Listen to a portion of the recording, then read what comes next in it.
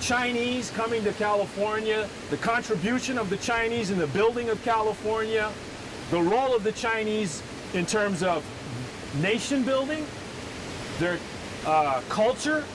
And so we're going to walk from here and head up to Chinatown. Okay? We're going to go into a couple museums as well. The Wells Fargo Museum has an exhibit dedicated to the gold rush, so we're going to go in there a little bit. Then into Chinatown, we'll talk about Chinese culture. We're going to go into the oldest Buddhist temple in San Francisco as well. So let's start. California, we know a little bit about before the Chinese came. What do we know about California? Okay, there weren't a lot of people here. Who were the people besides Indians? Mexicans. All right, so the Mexicans. So we know a little bit about Mexican California, Spanish California. Now, interestingly, based on archaeological evidence, long before the arrival of the Spanish, probably the Chinese had come out this way. Centuries before, there seems to be evidence to indicate that the Chinese were here. The southern coast, Canton province, and you can trace back ancestries to the Canton province. And you're wondering, okay, Canton province, where's that? Hong Kong, that area. Southern part reaches of China. That's where people are going to start picking up, coming here, just like others, in search of fortunes. So people come to California thinking that they're going to make a fortune. Once they make their fortune, what are they going to do? They were gamble. Okay, people will squander their fortunes, but remember, the idea is to come, make your fortunes, you leave your family back home, you make your fortune, then what do you do with your fortune? If you don't squander it, really, if you're thinking, you're going to go back to where you came from, okay? Go back to your family and use your money, build a home, and you'll be there for the rest of your life and you're set. You know, today a lot of people come from, let's say, Mexico, Central America, elsewhere. They come here with the idea they can make it here, they can take their wealth, they can go back home where it's less expensive to live, and they can live, if not in grandeur, at least they can live a life where they can meet their basic necessities, be comfortable, etc. Chinese, like everybody, were thinking in those terms. Just like everybody, the Chinese, the vast majority were males that came to the gold fields, okay? And so the biggest population of immigrant community in California were the Chinese.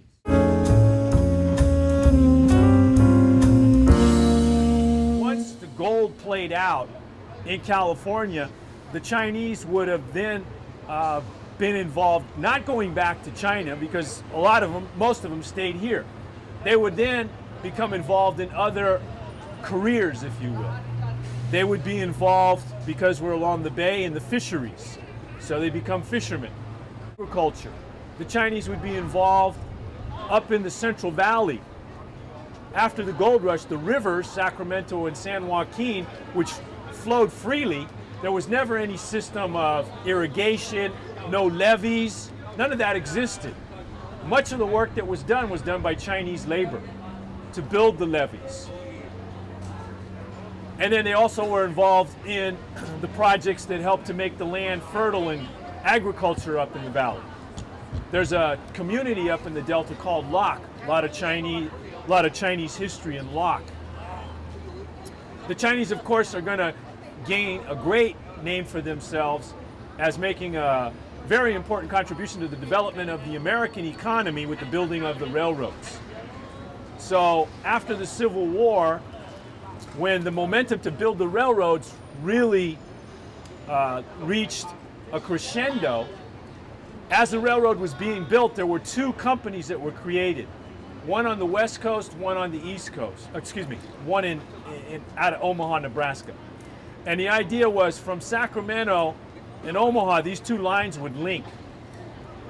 And eventually they would do just that in May of 1869. But there'd be a problem in building the railroad out of Sacramento because they were building east, and as you build out of Sacramento east, what major physical feature do you have which becomes a major impediment? The mountain range that I'm talking about here, the Sierra Nevada. So building across the Sierra Nevadas was extremely difficult, and people didn't want to do that work because not only was it difficult, but it's also dangerous.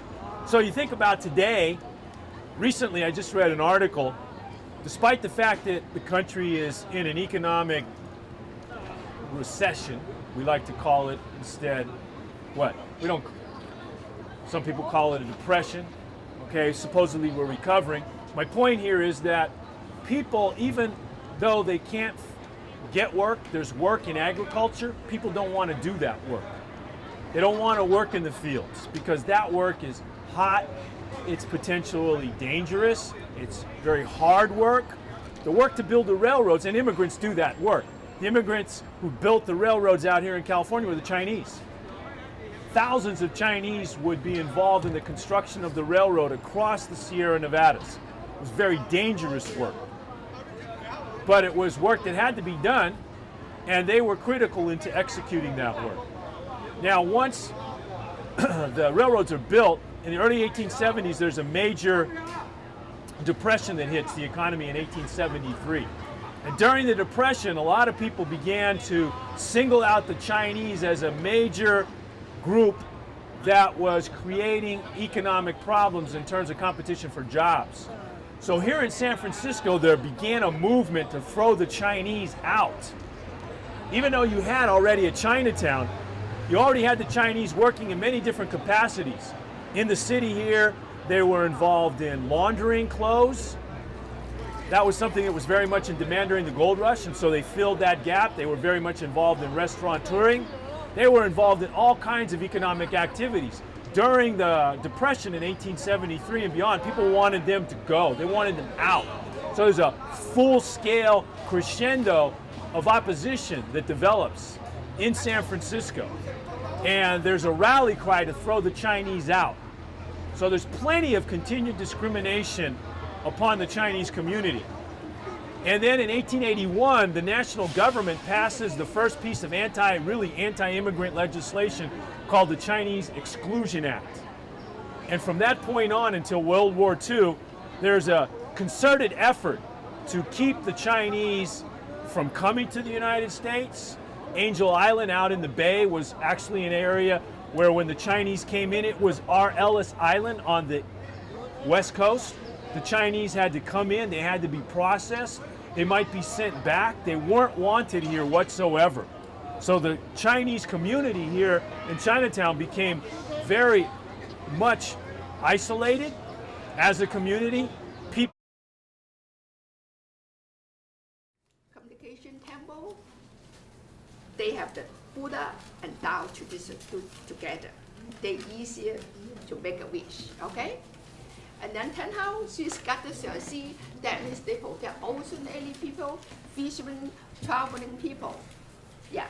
And then you see Dixie, everybody holds a baby. That means they protect the baby. When the baby don't feel good, all the mommy come and tell her, please take care of my baby, then my baby get well. Because the Chinese, the temple, they have the philosophy. Even you're in the outside, you see the tiger, you see the horse, and then you're wondering, why in the temple have the horse or the tiger? And then we pay too. Because the people, when they pass through the forest, long time ago, not that easy, right? They scare the forest have the tiger. That's why they make the tiger tell the tiger king, please take care of me, don't bite me, safely to pass the forest. That's why in the temple they were tiger. And then they have the horse. The horse, before the people, they go to far away place, just use the horse. No car, right? No SUV, right? No Mercedes, no Cadillac, right? Just the horse. Just use the horse for traveling. That's why they tell the horse, please take care of me, don't fall down. That's why in this really traditional temple, even now, just this temple have the tiger and the horse, because this temple built in the long time, long